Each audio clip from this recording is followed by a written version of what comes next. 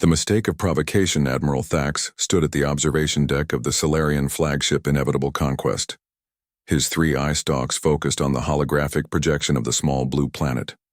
The rest of the High Command gathered around him, their scaled appendages occasionally twitching with anticipation. As the leader of the Solarian Collective's 34th expansion fleet, Thax had subjugated 17 worlds in his illustrious career. This unremarkable planet would simply be number 18. "What do our surveys indicate?" Thax asked, his primary voice sac inflating with authority. Science Director Mila approached, her movements precise and measured. "The dominant species calls themselves humans, technologically primitive by our standards. They've barely achieved rudimentary space travel, limited to their own system. Their planet is resource-rich, particularly in rare Earth elements and water." Fleet Commander Zul clicked his mandibles in what passed for laughter among the Solarian elite. "Their defensive capabilities? Nuclear weapons, particle beam satellites, and a small fleet of armored spacecraft. Nothing that could withstand even a fraction of our fleet's firepower," Mila responded, scrolling through data on her neural interface. "Though I should note they appear to have an unusual number of weapons for a species at their development stage." Thax dismissed this observation with a flick of his secondary appendage. The Solarian Collective had encountered many species that invested heavily in weapons. It never saved them. "Prepare the standard first contact protocol. Inform them of our requirements for planetary integration into the Collective," Thax ordered. "Give them the customary 3 rotations to respond." 2 cycles later, Thax found himself staring in disbelief at the human response. Instead of the expected submission or at least negotiation, the humans had flatly rejected the Collective's demands. More surprisingly, they had included what appeared to be a counteroffer, suggesting trade agreements and cultural exchange instead of submission. "Unprecedented insolence," muttered Zul. "They speak to us as equals." "They know nothing of the universe beyond their atmosphere," Thax replied, his color membranes flushing dark purple with indignation. "Perhaps a demonstration is in order, Immerse." Decision was made quickly.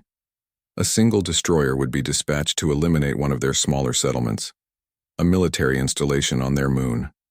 The attack would be precise, minimizing casualties while maximizing impact. Surely, after witnessing Solarian technology, the humans would reconsider their position. 12 hours later, the destroyer Swift Justice returned to the fleet with critical damage to its propulsion system and weapons array. "Explain," Thax demanded as Commander Visk limped onto the bridge, one arm hanging uselessly at his side. "They were prepared," Visk said, his voice wavering. "The moment we entered their lunar orbit, they activated hidden defense systems. Technology we didn't detect in our scans. They disabled our primary weapons before we could complete targeting." "Impossible," Mila interjected. "Our scans were comprehensive." "Nevertheless," Visk continued, "they not only repelled our attack but managed to partially reverse engineer our shield frequency during the engagement. Their second volley of missiles penetrated our defenses as if they weren't there." A heavy silence fell over the command deck. What Visk described shouldn't have been possible. Adapting to unknown technology during an active combat situation would require computational capabilities far beyond what their intelligence suggested humans possessed. Thax was about to order a full assault when the communications array chimed. "Admiral," the communications officer called out, "the humans are hailing us." On the view screen appeared a human, its soft features set in what Thax's cultural database identified as a serious expression. "This is General Helena Chen of the Earth Defense Force. Your unprovoked attack on our lunar base has been classified as an act of war. However, we are prepared to accept your immediate withdrawal from our system as a de-escalation measure." Before Thax could respond, the human continued.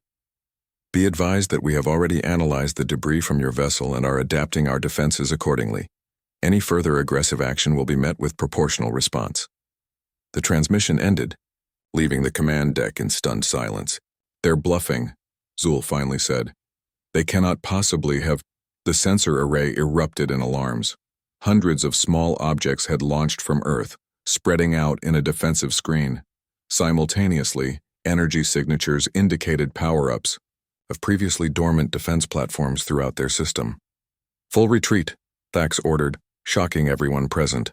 Back to minimum safe distance. Hours later, the High Command gathered in the secure war room. The mood was somber as data from the brief encounter scrolled across multiple displays. "This doesn't make sense," Mila insisted, reviewing the sensor logs for the 5th time. "Their technological advancement curve shows exponential growth during our engagement. It's as if our attack triggered some kind of accelerated development protocol." "Or perhaps," came a raspy voice from the entrance, "your initial assessment was flawed." All eyes turned to see Elder Vela entering the war room. Ancient even by Solarian standards, Vela's scaled hide had faded to a pale blue, and she walked with the assistance of a hovering support chair. As the collective's most respected historian and xenoanthropologist, her presence at a military briefing was extraordinary. "Elder," Thax acknowledged with appropriate deference, "your insight would be valued." Vela's primary eyes fixed on the holographic display of Earth, while her secondary set examined the faces around her. "I requested transfer to your fleet the moment I learned of your discovery.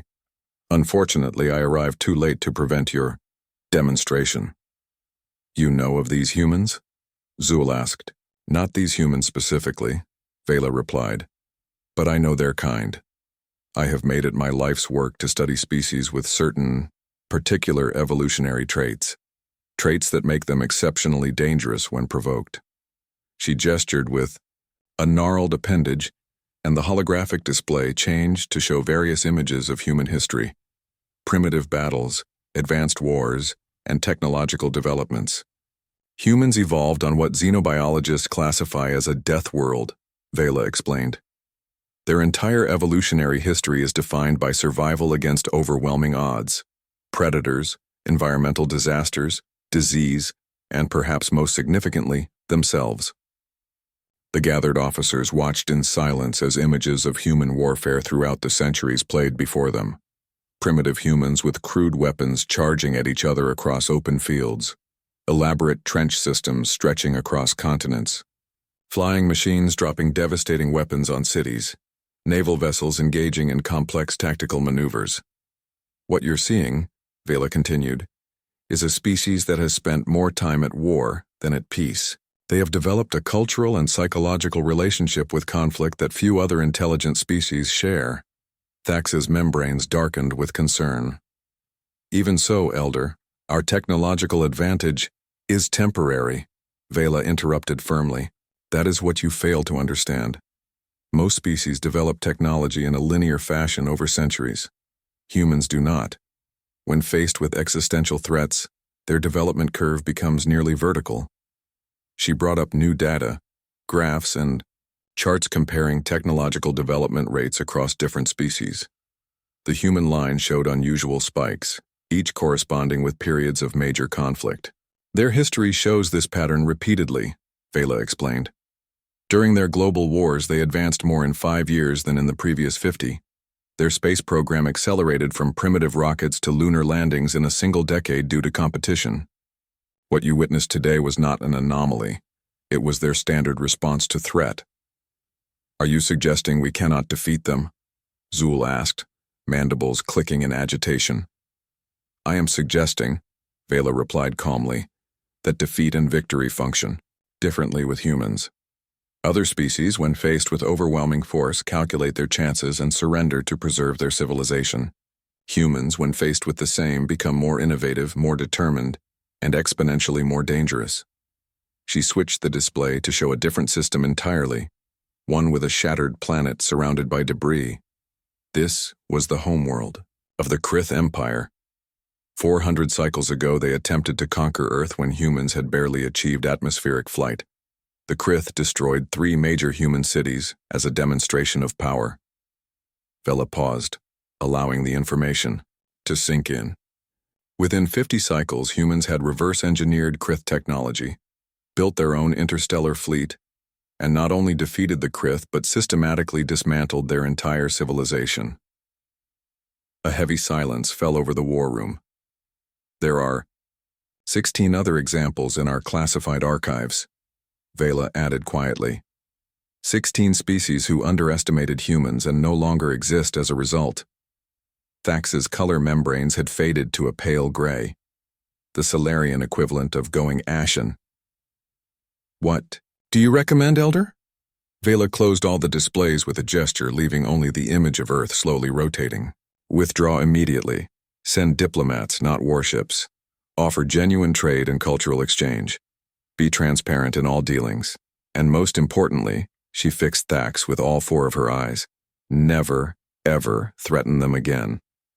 As the command staff absorbed this sobering advice, a communication officer burst into the room.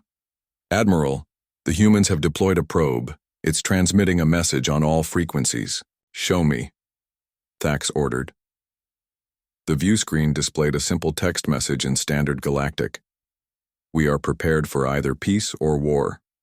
The choice is yours." Thax looked at Elder Vela, who nodded gravely. "They always give a choice," she said quietly. "Choose wisely. Prepare a diplomatic vessel," Thax ordered, "and draft a message expressing our sincere regrets for the misunderstanding." As the officers hurried to comply, Vela remained staring at the image of Earth. "A wise decision, Admiral," she said softly, "for if there's one lesson the galaxy has learned, it's that we absolutely don't fight humans. Not if we wish to survive."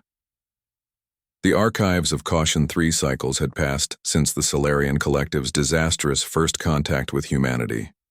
Admiral Thax now found himself in an unfamiliar role, diplomat rather than conqueror. The diplomatic vessel.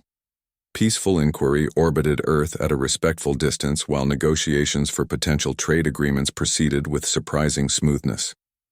"The humans are being remarkably generous, considering our initial approach," noted Ambassador Krill, reviewing the latest proposals from Earth's United Nations. "Generous, yes," Elder Vela replied from her hovering chair, "but not naive. Note how each agreement includes extensive verification protocols and defensive clauses." Thax had insisted on Elder Vela's continued presence, her knowledge proving invaluable in navigating human diplomatic customs. Now, as the senior delegation prepared for the day's negotiations, Thax noticed the ancient historian seemed troubled. "Something concerns you, Elder?" he asked when they were alone. Vela's primary eyes focused on him while her secondary set remained fixed on the blue planet below. "You still don't truly understand the danger we narrowly avoided," she said finally. "I believe it's time you were shown." Hours later, Thax found himself deep within the Peaceful Inquiry's secure data center. Vela had summoned not just him, but the entire senior staff, military and diplomatic alike. The room had been cleared of all recording devices, and special encryption protocols activated. "What I am about to share with you is classified at the highest level," Vela began, her voice solemn.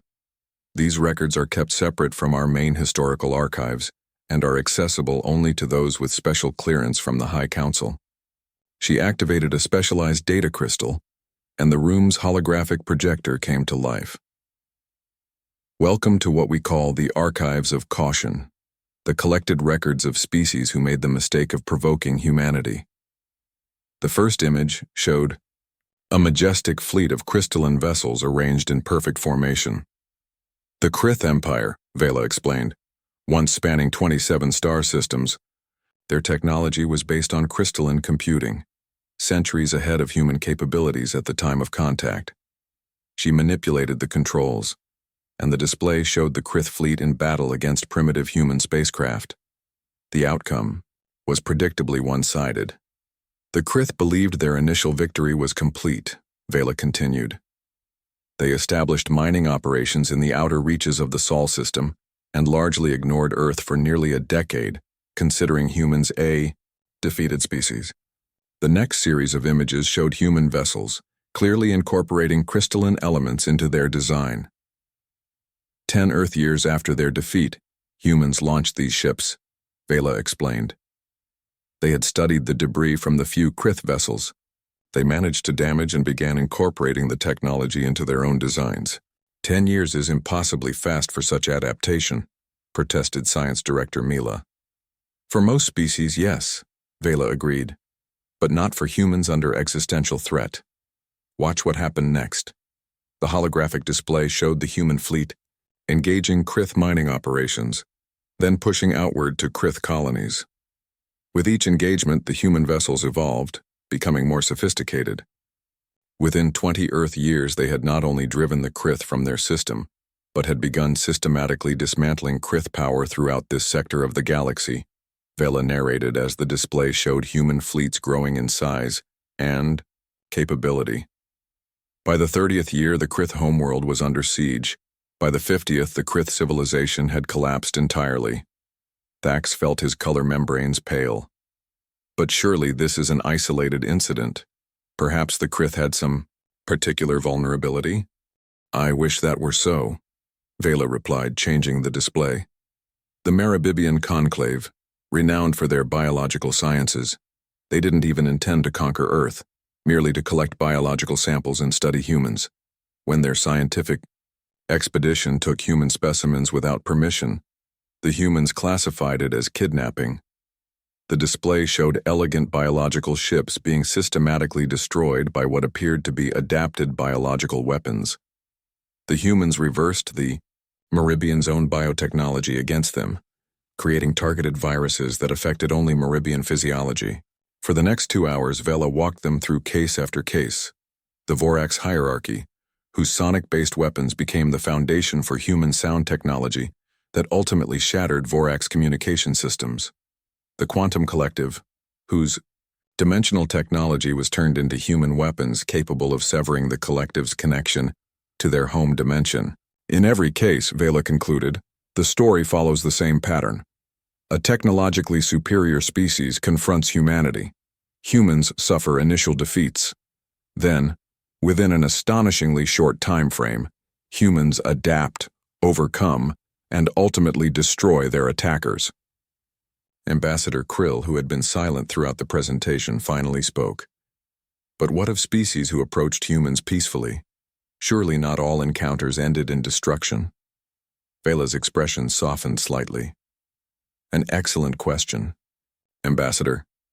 And here we find the most important lesson of all. She changed the display once more, showing different encounters, peaceful exchanges, trading posts, cultural missions.